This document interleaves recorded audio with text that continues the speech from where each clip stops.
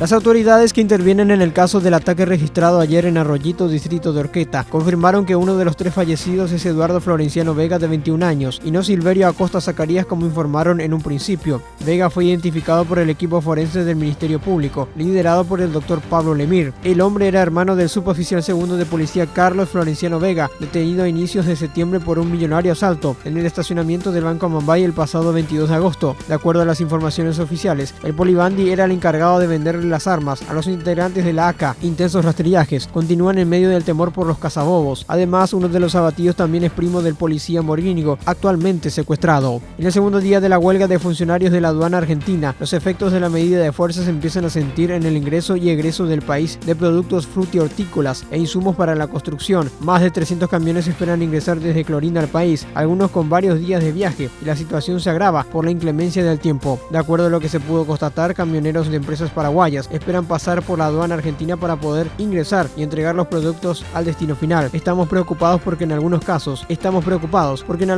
llevamos productos delicados, como cemento, que con esta lluvia puede tener sus efectos debido al mayor nivel de humedad, dijo Isidoro Torres, uno de los voceros de los camioneros apostados al costado de la ruta frente a la aduana. El ciudadano rumano Yunus Stefan Magau, de 27 años, fue detenido después de 6 meses de investigación de la Policía Nacional. El hombre cayó en poder de los policías en el momento exacto en que retiraba dinero de un cajero. Se cree que formaría parte de una red de clonadores quienes realizaron transacciones irregulares utilizando hasta ahora 100 cuentas diferentes.